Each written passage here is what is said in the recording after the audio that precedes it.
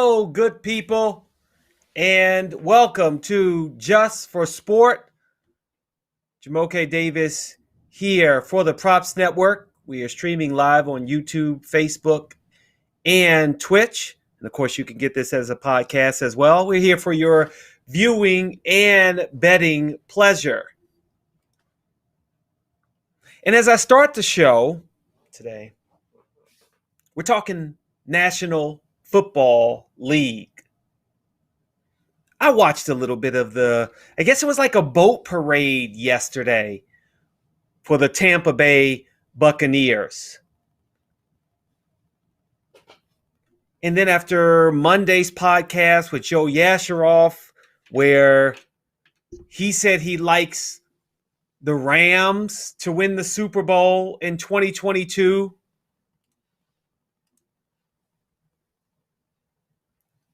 Listening to Tony Kornheiser's podcast, he likes the Rams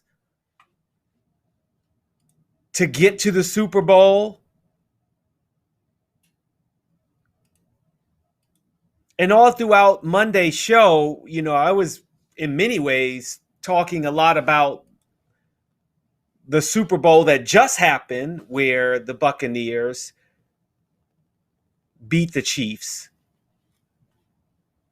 but not fully digesting what we saw, how the Buccaneers beat the Chiefs, and what that means for next year's Super Bowl. And it's so early to be talking Super Bowl. I know we just had a Super Bowl on Sunday. But there have been some things that have gone on since then. Even Russell Westbrook sounding off about how he's getting hit too much and, maybe he's not getting protected enough. And, now there's chatter about, well, maybe he's not going to be playing for the Seahawks anymore and they're going to move on. The Washington football team signed Hinkie to a new deal. Well, what does that mean for who could win to the Super Bowl? And no, I'm not saying that my Washington football team is going to be anywhere near the Super Bowl. As it stands, they're all the way down at 60-1. Yeah, that's not happening. But when I look at what may happen with the Super Bowl next year, 2021-22 season, we all know it starts with the quarterback. It starts with the quarterback. And one quarterback in Mahomes did not play well, or you could say the Bucs defense played better. And I know that they say defense wins championships. I get that.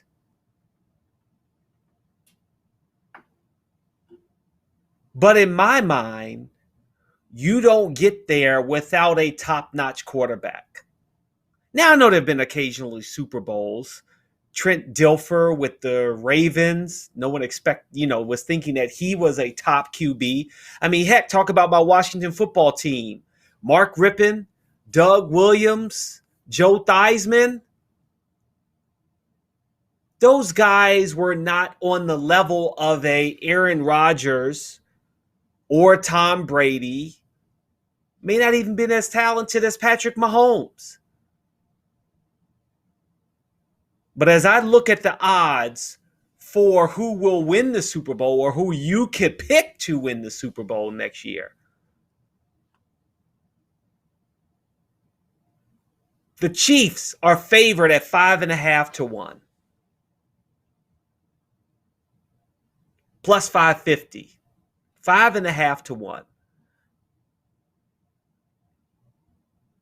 Yes, they have a quarterback in Patrick Mahomes. If he was healthier, maybe he would have been better. I mean, I don't know if you saw, some of the mic'd up videos from the Super Bowl, but everybody on the Bucs were like, he's amazing.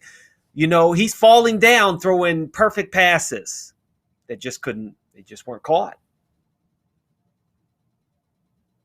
But I am amazed when you are looking at the odds, and I am looking at the odds, that I don't know how the team that just won the Super Bowl is not the odds-on favorite to get back. Well, one, because it's hard to repeat.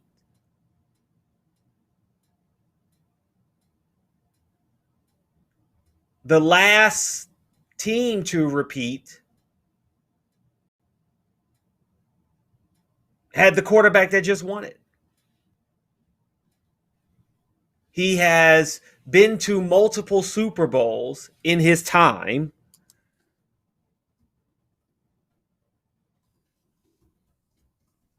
And that's Tom Brady.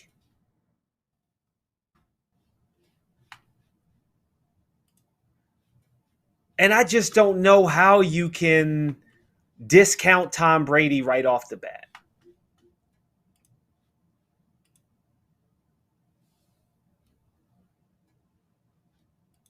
I just don't know. So then you've got the Green Bay Packers at 9-1. And I'm looking at their quarterback, and it's Aaron Rodgers. And this goes into the fact that when I look at who is the NFL MVP, I am probably in a minority that I think you should wait until the end of the season. But I know it's tough to do that. But I like, in some ways, how MLB does their championships at the end of the season.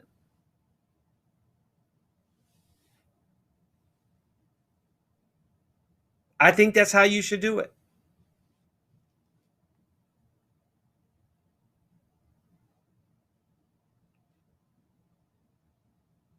I think that's how you should do it.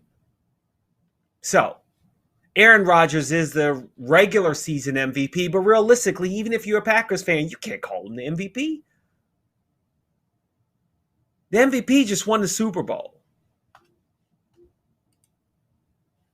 So the Packers at 9-1, when you have a quarterback who, after losing to the Buccaneers and Tom Brady, is questioning whether he may retire or think about playing for a different team.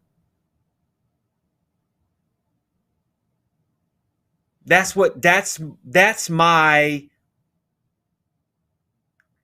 hang up, is these quarterbacks are going up against Tom Brady and he's showing you, I'm the better quarterback. Because realistically, if you want to talk about offenses and defenses as a whole, we had the two top passing offenses in the Chiefs and the Bucs going into the game, but the final score didn't suggest that. The Chiefs only put up 9 points. No touchdowns. No touchdowns. So in my mind, and of course the odds makers would say, well, you're stupid. You don't know what you're talking about. Well, the Buccaneers shouldn't be 9-1. They should be 5-1. They just won it. And Tom Brady emphatically said on that podium, oh, I'm coming back. We're coming back as a team. Tell me a weakness. Tell me a weakness that you saw in the Bucs. I don't know if you got one. Their defense played great. Their offense looked good. Yes, you can look at the NFC Championship and the divisional game and say, well, there were some turnovers caused by Brady, but I still think 9-1, I don't know. Ravens, 12-1. At some point, Lamar Jackson is going to have to put up or shut up, or people are going to start saying, although they've already kind of said it, that he's overrated. They only put up 3 points against the Bills. 3 points.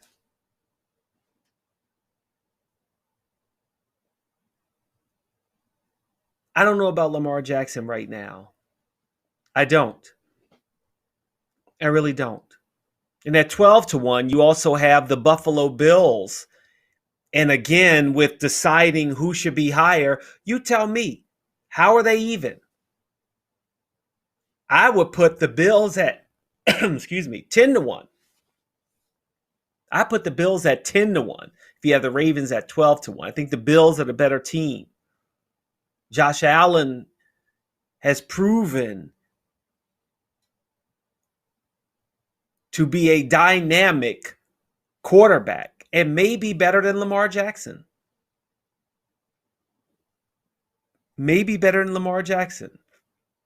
Then you have the Rams at 13-1.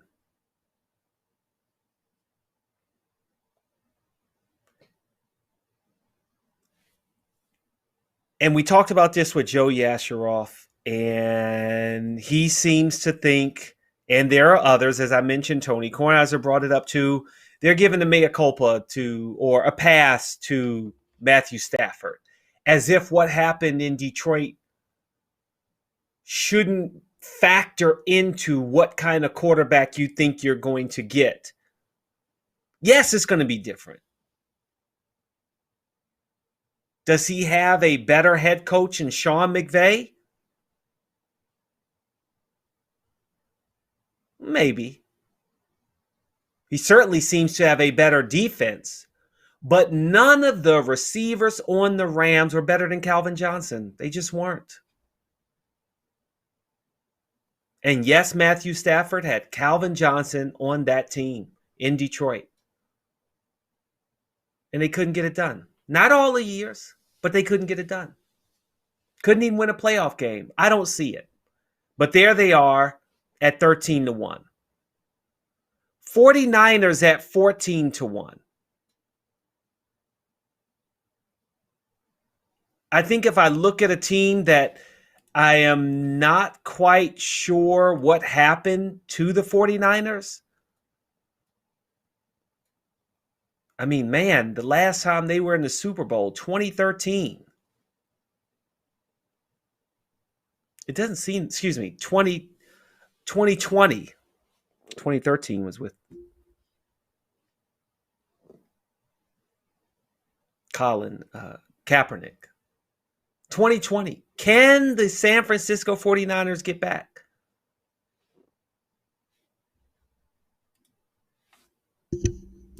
What's going to happen with Garoppolo? That's my thing. Is he even going to be a 49er? I think it's up in the air what you can expect with that team. That's my take.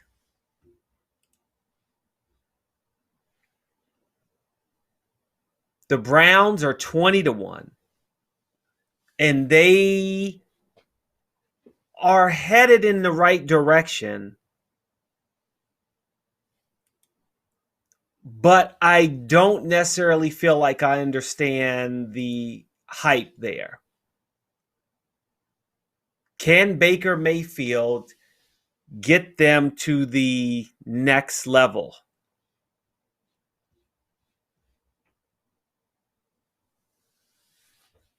I don't necessarily see it, but I think what we've seen in Kevin Stefanski as the head coach is he's getting the most out of Baker Mayfield and the Browns. But unless you're a Browns fan, no, I'm not putting money on that. Saints. I said it on Monday. I think Drew Brees is coming back at 20-1. I like those odds. If Drew Brees comes back, you've got a three-headed monster in quarterbacks, assuming that they're going to keep Winston, and you have Taysom Hill, and you've got Drew Brees. You've got a running quarterback. You've got a quarterback who still has an arm to be able to throw it all the way down the field. And then you've got Drew Brees, the floor general. It would be kind of weird, but that might be my long shot bet to see them get back to the Super Bowl. This is just the beginning of the end for the Seahawks at 22-1. I'd almost put money down that Russell Westbrook is not going to be a Seattle Seahawk going into next season.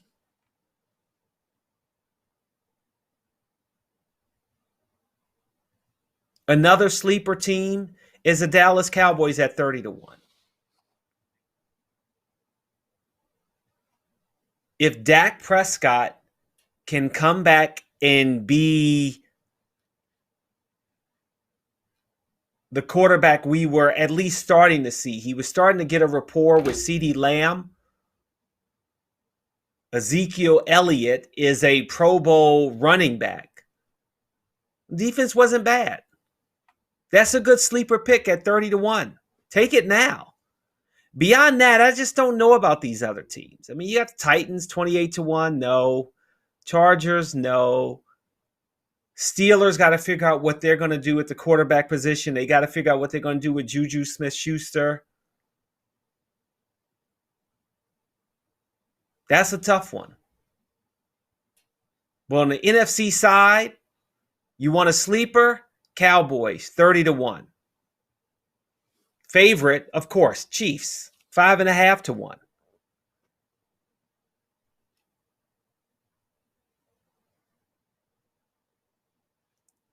My sleeper in the AFC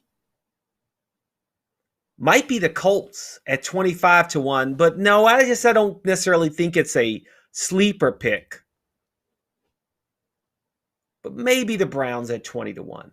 But my favorite overall is the Bucs, 9-1. Take it now. Take the Bucs at 9-1 to get back to the Super Bowl. Why? Don't bet against the GOAT. Till the GOAT retires, how many times is he going to get you to understand? Don't bet against me. Don't bet against my team, my offensive line, decent running backs, wide receivers. The defense is legit. The defense is legit on the Tampa Bay Buccaneers.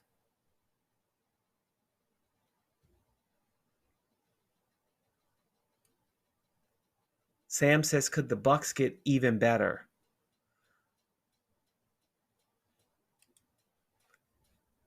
I think they could. The key is, where do they need to get better? Because I think that in many ways, sometimes not making a move can help your team. You've got a good core. I would say, boy, maybe tight end. I mean, Gronk was great in the Super Bowl, but I think you could probably consider that. Heck, Juju Smith-Schuster is a free agent. Maybe if Antonio Brown, you could say thanks. Let's move on from here. Maybe. But there are some good free agents out there. They've got to re-sign Chris Godwin, excuse me. Shaquille Barrett. Maybe if you wanted to do something different, I think you could say, okay, maybe Leonard Fournette, thank you.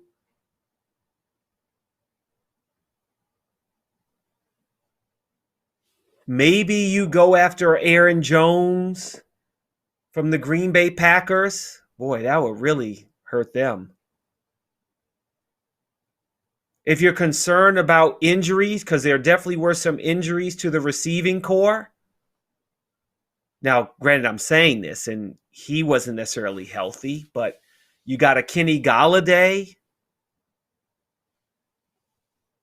You want a young tight end, as I mentioned. You got Hunter Henry from the Chargers.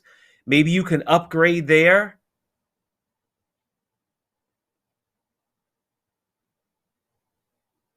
I think because you won a Super Bowl, Levante David, I believe, was the longest tenured Buccaneer. I'll re-sign him. Give him 1 or 2 more years.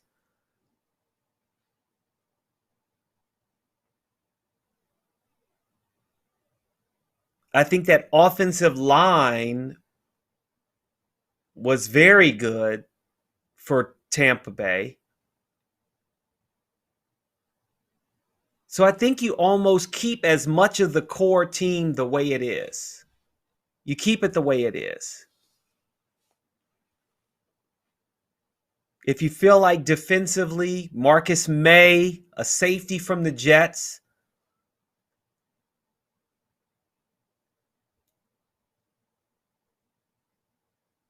I could see doing that. Maybe, I mean, the key is you had such a talented cornerback, a young cornerback core, in Tampa Bay. I don't know if you want to mess with it. I just really don't know if you want to mess with it.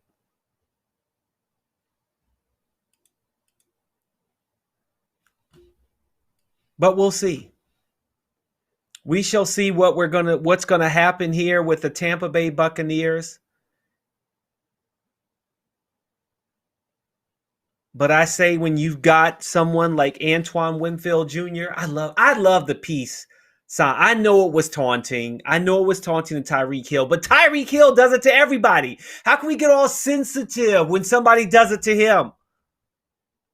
Give me a break. Give me a break. They've got a good young core in Tampa Bay on offense and defense. Just ride with the team. Ride with the team. All right, when I come back, we're going to talk about the Australian Open. My predictions.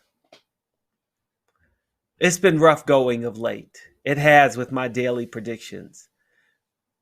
But I'm never going to stop. I'm going to keep making them. But it's been wild. There's no doubt it's been wild. What else has been wild is what we have for you here on the Props Network. We've got the walk-on with Joe Walkowski. He's giving you some daily NBA picks as well that you can go into game night with confidence. He's going to give you some good prop bets, some good over-unders, looking at money lines, and he's going to do some crazy things as well, like making soup and giving you traffic updates of what's going on outside of his window. But check out Joe Walkowski on the Walk On the Props Network. We've got NBA and props with Henry and the guys. A lot of basketball knowledge there. And the NFL's over. So we know, right? Normally it was during Christmas time, but I guess with the pandemic, it changed a little bit. Season started late, some different things here, but it's NBA time. And I'm going to get to some of my NBA stuff as well. I'm going to get to my NBA stuff as well. I'm not changing my Rookie of the Year pick. But the chances of my guy, Obi Toppin, winning it, is dwindling. It's dwindling. It's dwindling. But you got Just for Sport here as a podcast, live. You got NBA picks and props. You got the Walk On with Joe Walkowski. We got a lot for you on the Props Network. And obviously, you also go to propsnetwork.com. You can see odds, futures, money lines, over, under on multiple sports. Multiple sports.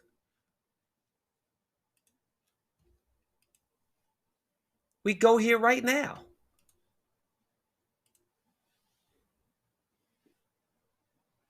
Player futures for the number one overall pick, Trevor Lawrence at minus 6,000. Now, see, in my mind, there's no way that Jacksonville is going to give up that number one pick. So it's almost like, no, we're good. We're good. But you could still maybe, I don't know, a late trade. Maybe if you're Jacksonville and you're like, you know what? I'll take a Deshaun Watson. I'll take a Russell Westbrook and trade down and get like. Trevor Lawrence has great potential. But if you could say, I want to take a proven guy in a Deshaun Watson or a Russell Wilson and be able to get some picks back, maybe you do that. Because in the end, it's still a crapshoot with Trevor Lawrence. You never know. You never know. But that's what you can see on the Props Network. There's a lot out there for you. All right. We're talking Australian Open. I'm going to say this right now. My predictions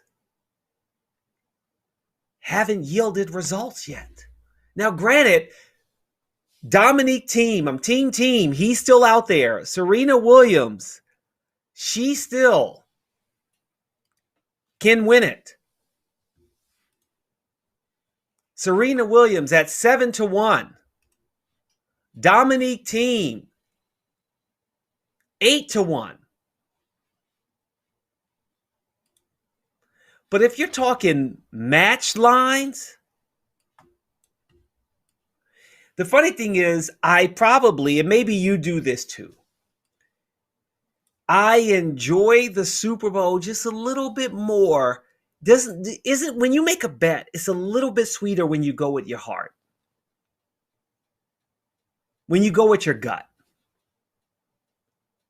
I could read all day from different experts and what they're saying and digest that and think about what I want to pick as well and what I am seeing with my own eyes.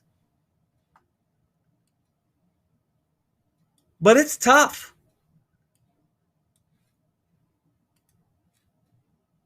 I remember when I was looking at the first round and trying to make a pick, and I said, you could look at the lines.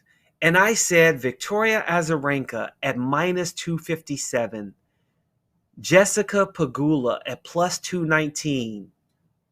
In my mind, I said, that's an upset. That's an upset. I see it. I see it. I see it. The bettors see it.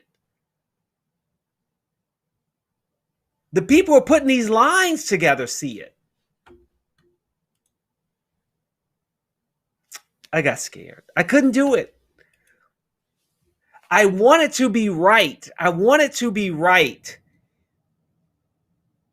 But it was hard to bet against Azarenka. Yesterday, Sophia Kenin.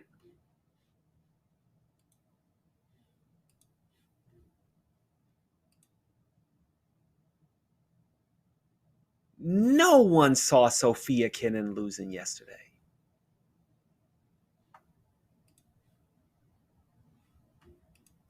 Sophia Kenin is the reigning Australian Open champion.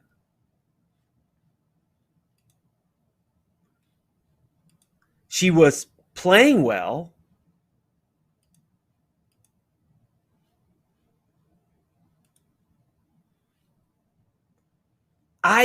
When you looked at that game yesterday and you said, Sophia Kenin, she won her first match 7-5, 6-4. And you're looking at Kaya Kenepi. She won her first match 6-3, 6-1. So when we got to the second round match and I saw that line, Sophia Kenin at minus 132, Kenepi at plus 114, my instincts were, oh, Kenepi's going to win this. This is an upset.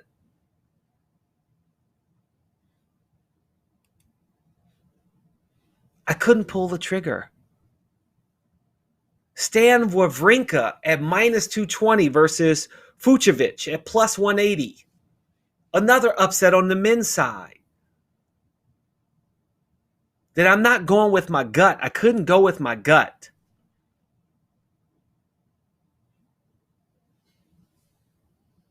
I couldn't do it.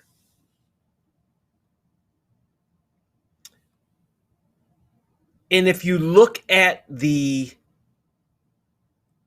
trends, the players that are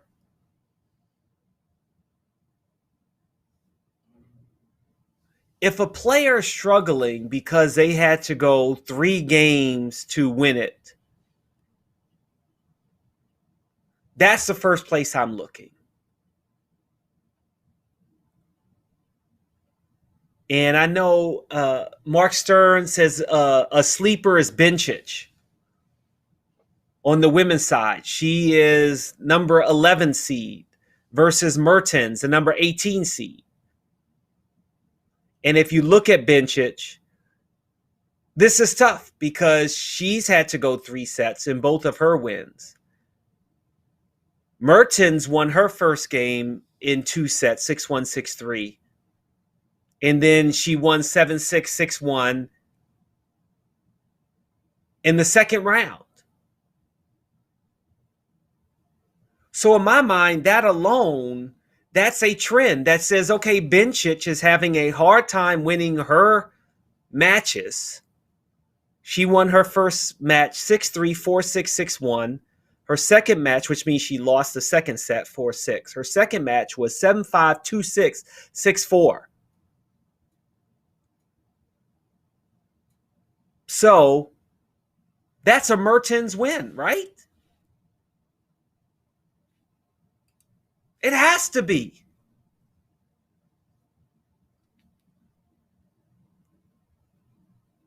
In my mind, it has to be. And then you look at the line. Now, this game is tomorrow. Elise Mertens is at minus 385.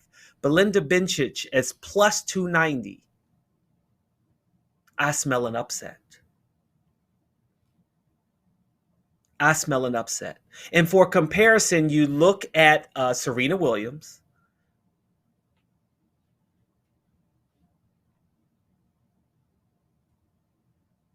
You could maybe pick Anastasia Potapova, but she's at plus 700.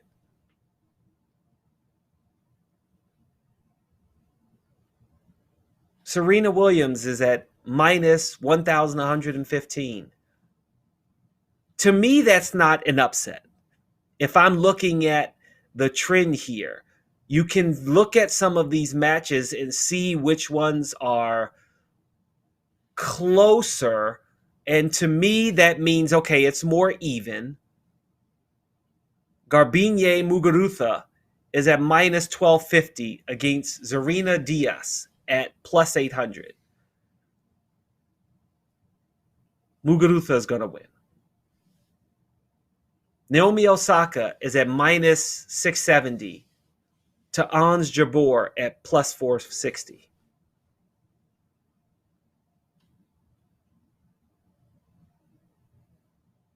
But you can find some value here in some of these other matches that are a little bit closer, or you can smell an upset. And adding that with following the trends, because for me and for you, when similar to, you kind of know when an NBA season is starting, it's a little different from NBA, NFL, MLB, where it's a team sport versus an individual sport. You don't have much to go on. Along with the pandemic, these players are pretty much just starting to play tennis like 2 weeks ago.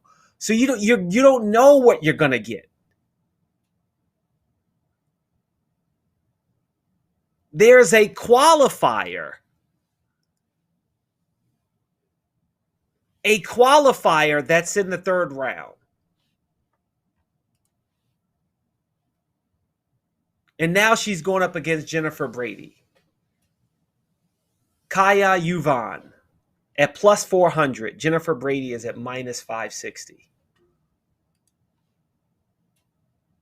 Jessica Pegula, unranked, beats Victoria Azarenka. Then Samantha Stosur. And she won both of those matches, 7-5, 6-4 over Azarenka, then 6-0, 6-1 over Stosur. Now she's playing Mladenovic.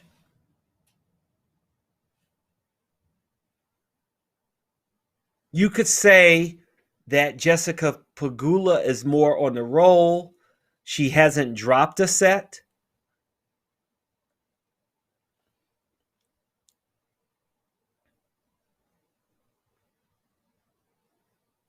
Yesterday I had it wrong.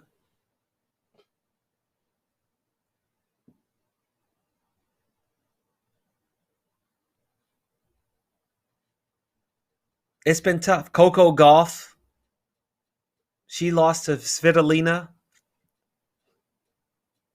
I thought maybe she could make a run, but she's fallen off a little bit.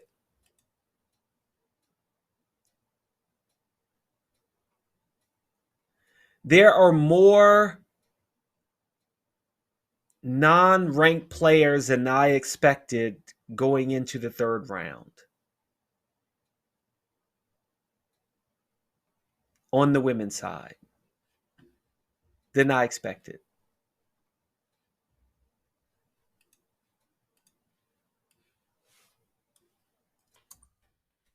On the men's side, Dominic Thiem has a very, very tough match that I am pretty nervous about because he's going up against the hometown favorite, Nick Kyrgios.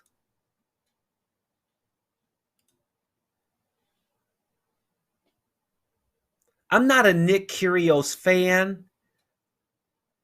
He's a wild guy, very wild.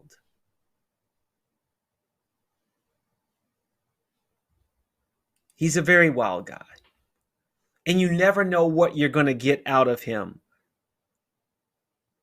And as we talked about on Monday on our Australian Open pregame show last Thursday, Nick Kyrgios's mouth, his off-court and sometimes on-court antics may have more value than his actual game because he's not even ranked in this tournament.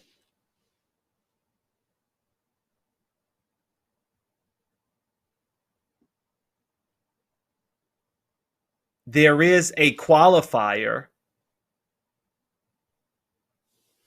that's still alive that's going to be playing Schwartzman.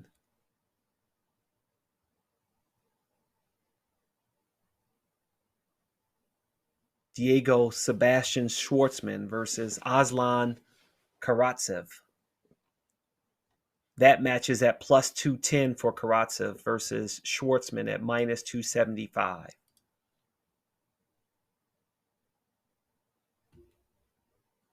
But in the third round on the men's side,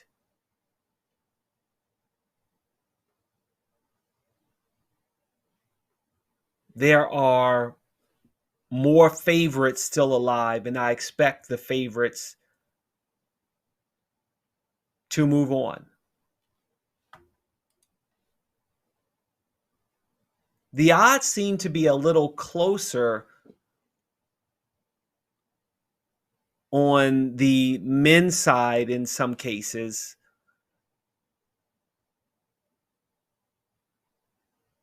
But if you judge on the fact that in the end, it comes down to a Federer, Nadal, or Djokovic, always in the final.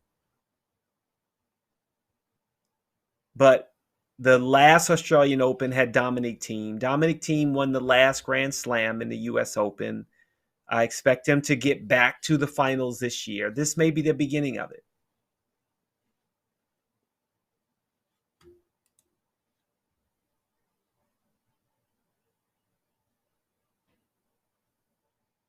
This may be the beginning of it.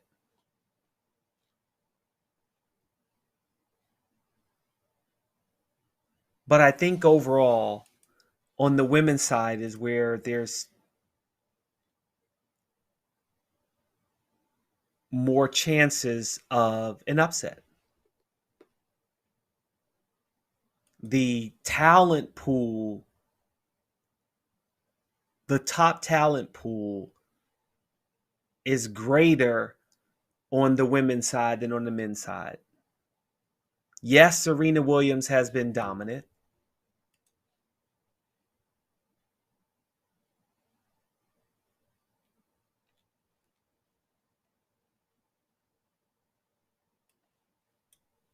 But I do, in many ways, look at the history of the number of different champions you've had on the women's side compared to the men. And I don't see that changing now. I don't see it changing now.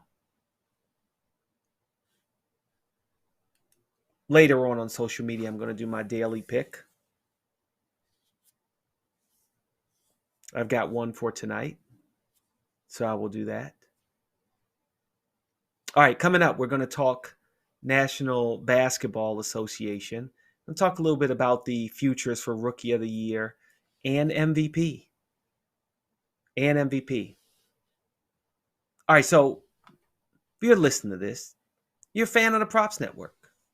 You like our content. Or maybe you just like Just for Sport, which is fine, and I appreciate it.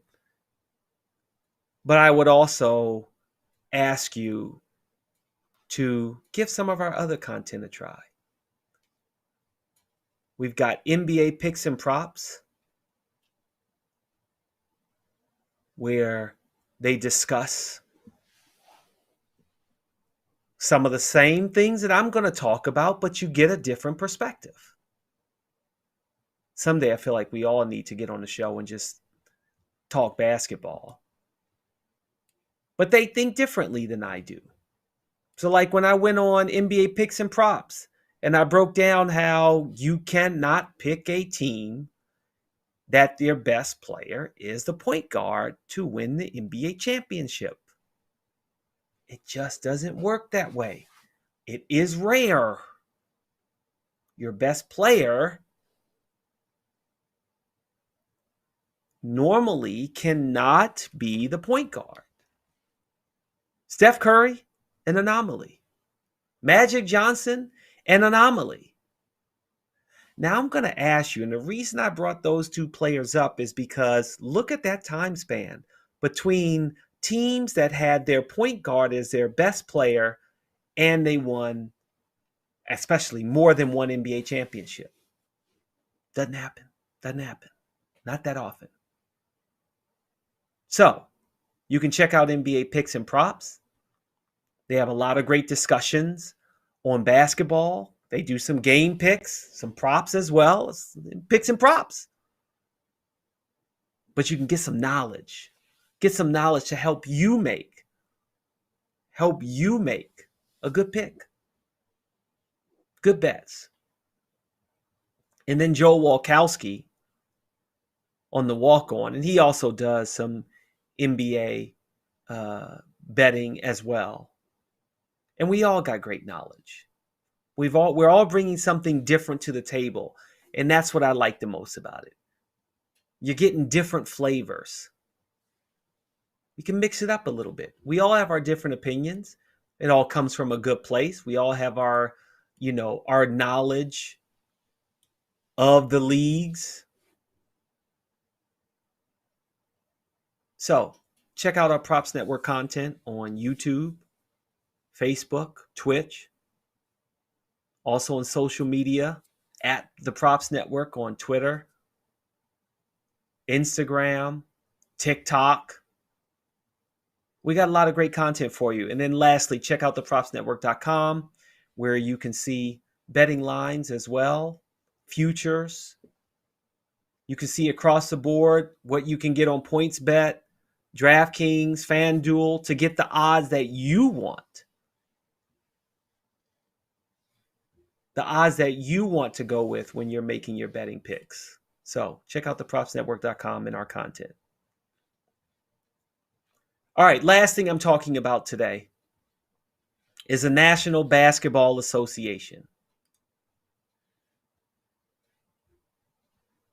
And in talking NBA,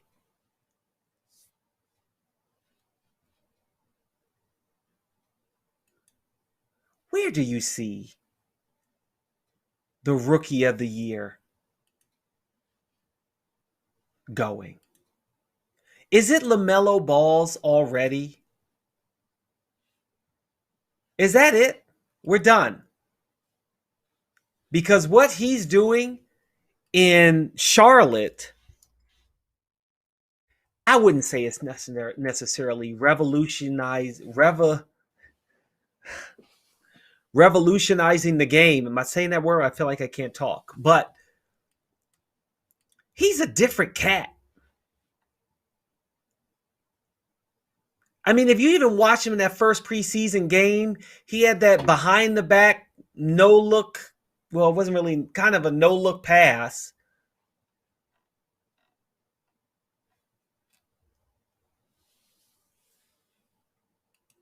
I just think he's just so talented. But the question also comes into play for me is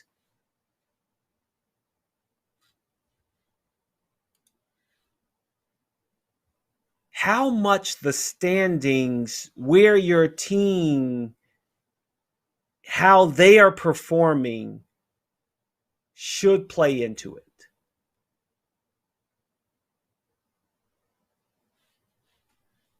How it should play into it.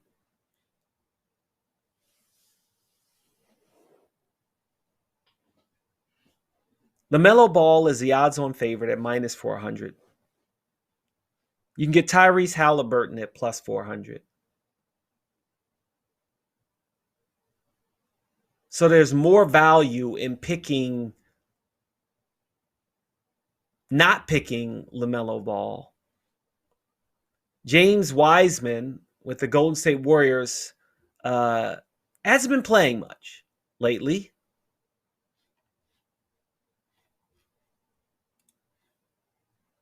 He's at 12-1. And I look at the Golden State Warriors and what we see. Obviously, we see the greatness in Steph Curry. But more and more games that Wiseman is not playing, that's what would concern me. That you can't count on Wiseman in any way whatsoever to get Rookie of the Year unless he turns it around.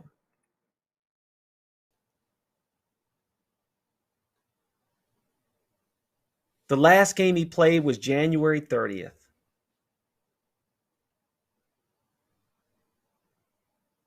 He's had some flashes of brilliance, a 25-point game against Minnesota, and Anthony Edwards, another potential Rookie of the Year.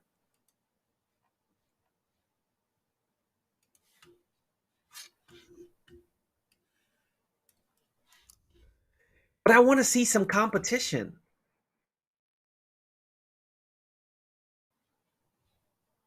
Don't you want to see some competition?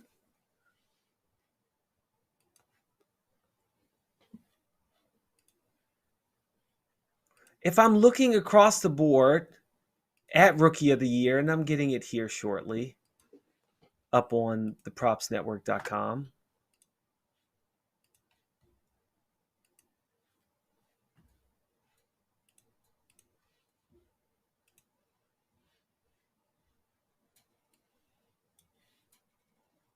I don't know if any other players have a shot. Immanuel Quickley has played very well of late. He's at 16-1. But looking at the team aspect of it, the Charlotte Hornets are playing better than the New York Knicks. Immanuel Quickley's averaging 11 points per game, 2.3 rebounds, 2.7 assists. He's cooled off a little bit. in some ways you kind of don't know what you're going to get out of him. I mean, at Miami, he plays 21 minutes and only 7 points. 2 of 9 from the field, 22% field goal percentage, not good. But he only played 13 minutes against Portland and had 12 points. Almost a point a minute.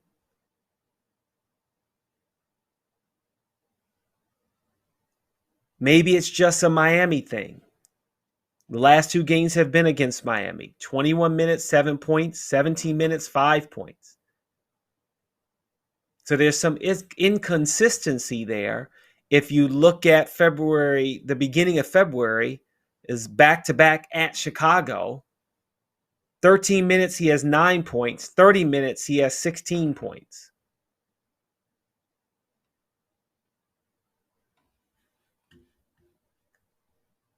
He's shown some flashes.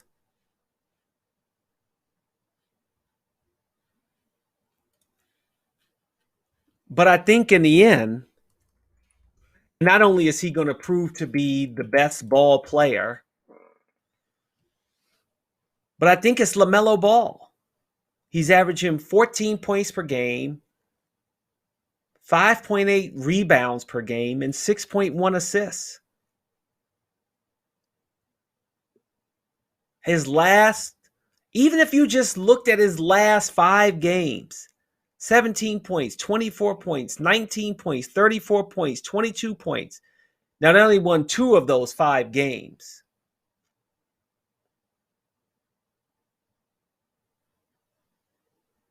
Almost had a triple-double versus Houston.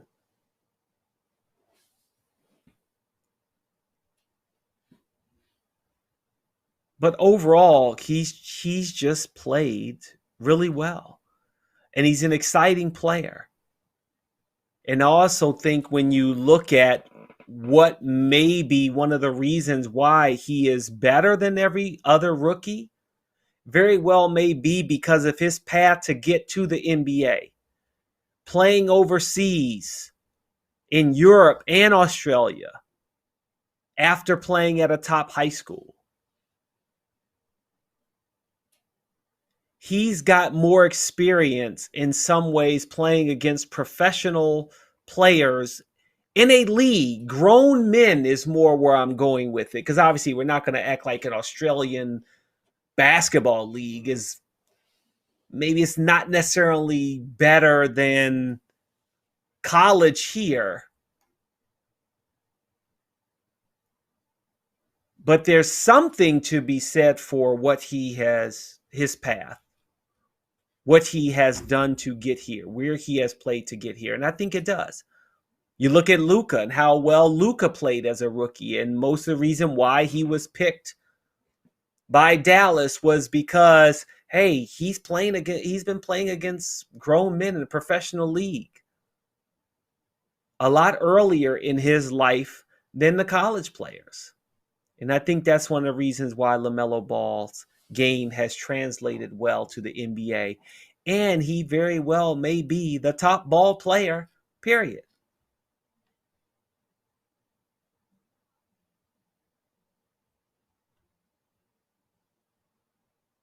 I think he very well may be the top ball player in that family. So, in the end, I don't know if there's anyone who can catch Lamelo Ball unless Lamelo Ball,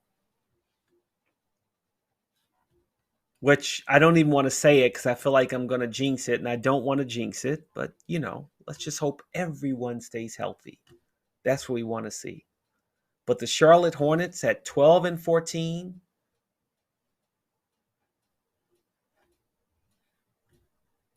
seventh seed if the playoffs started right now. Things are looking bright in Charlotte, North Carolina. And most of that is due to Lamelo Ball. And I think he's going to end up getting Rookie of the Year. But it's early. It's early. That'll do it for Just for Sport today. Hope you enjoyed the show. Talked a little NBA, NFL, and Australian Open. My 3 favorite sports. We'll be back on Monday. Maybe a little bit of a different format.